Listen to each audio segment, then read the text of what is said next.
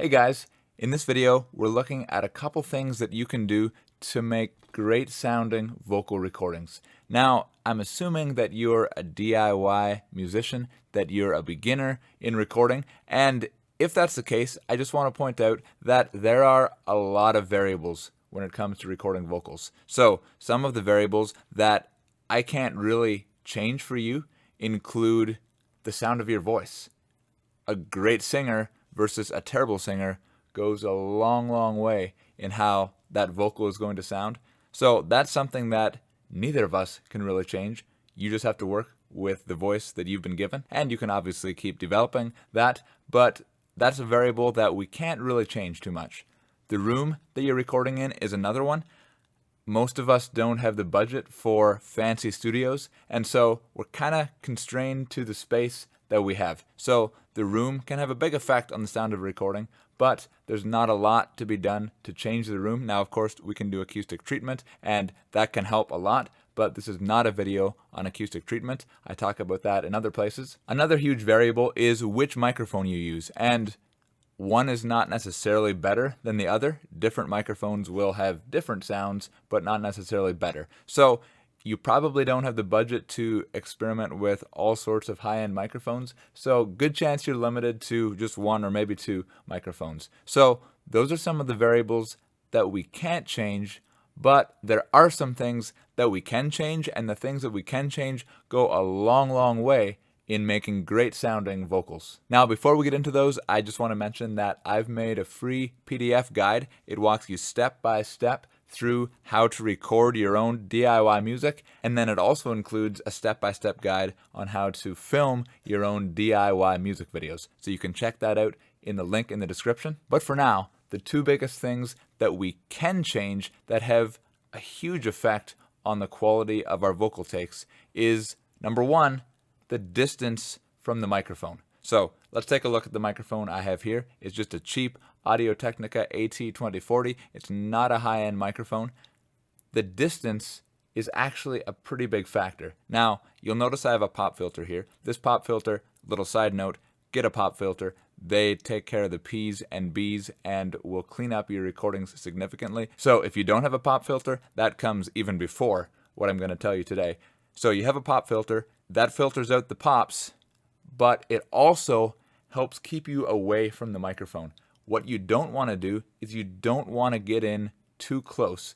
Most of us are using cardioid pattern microphones, whether it's a condenser or a dynamic. Most of the microphones that are being used for recording today are cardioid pattern, which means they pick up in this sort of a heart-shaped pattern. It kind of bows out around. Now, the side effect of having this cardioid pickup pattern, which essentially rejects the sounds on the back side of the microphone and only picks up the sounds on the front side of the microphone, is that the closer you get, there's going to be a boost in the low frequencies, or we could think of it as a low frequency response change. This means that the closer you get, the bassier or boomier your vocals or kick drum or guitar is going to be. Now, if you're one of those voiceover guys doing movie trailers or something like that, then maybe you want the really boomy, bassy effect. But if you're recording vocals, you want it to sound natural. And if you get in too close, it's going to sound unnatural. So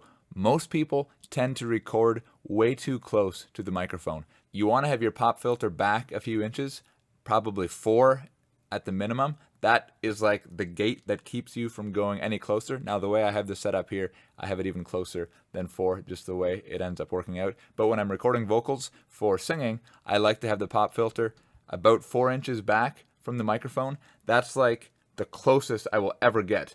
But I want to stay even further away from that, more like 6-8 inches at a minimum, out to 12, kind of the 6 to 12 or 8 to 12 inch range. That's where I want to be aiming for. The reason for this is twofold. There's the low frequency response thing, so the 6 to 12 inches is kind of a sweet spot for that.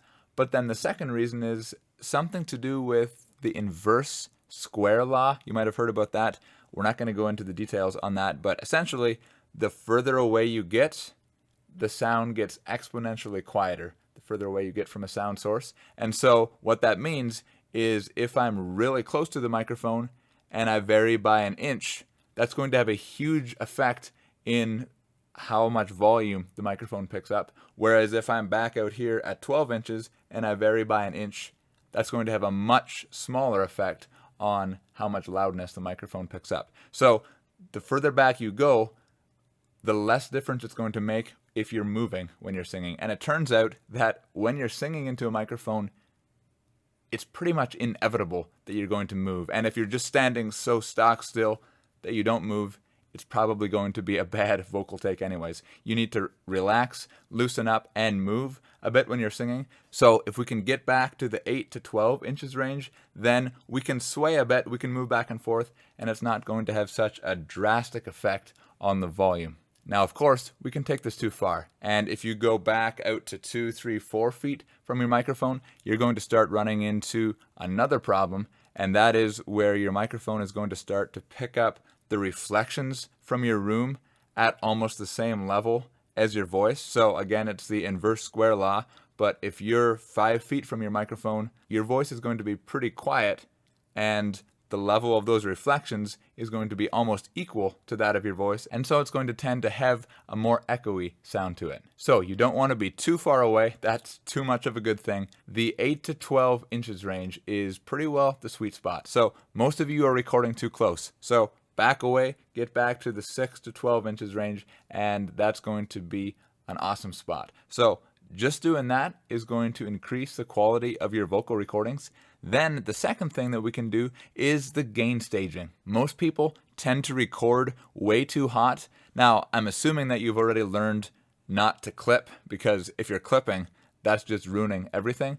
But most people run it right up at the max, kind of as close to clipping as possible. And it turns out that that's actually not going to get you your best sound. Now, if we're talking about 75-year-old gear or something like that, then it's maybe a different story. But modern audio equipment has such a low noise floor that you can get away with very quiet recordings and still have them sound great. When you're running equipment at or near its peak, it's never going to be the best quality. Even though you might not be clipping, if you're running your audio equipment near its peak, then it's going to be lower in quality. You're going to be losing a bit, and so just dialing it back and running your meters at like, -12, -18 dB. Don't push it up to -6 or -3.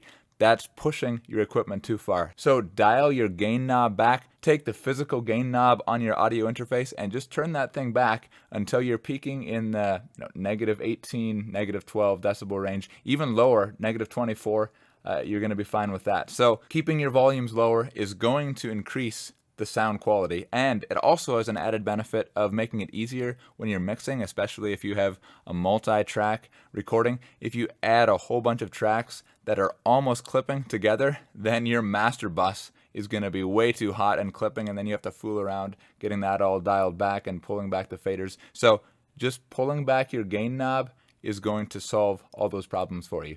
Now, of course, you can go too extreme with this, and if there's next to no signal getting into your computer, that becomes another problem. But most people are far from that. So I know it doesn't feel as manly when you don't have those big gain levels going into your computer, but just turn those knobs back a bit, and that's going to increase the quality of your recording. So making sure that your microphone is far enough away, not too far, but that 8 to 12 inches range, and making sure that your gain is set properly, that you're peaking in the -24 to -12 dB range. Those two things there are going to get your recordings sounding much better. Now, of course, there are the other variables as well, and of the other variables, probably the room you're in is the next biggest one to change. Focus on acoustic treatment, but that's a topic for another day. If you want to learn a little bit more about acoustic treatment, check out the free PDF guide I have in the description. It includes step-by-step on how to record great sounding songs, and it includes a bit about acoustic treatment. If you want to learn to make your own music videos, then watch this video next.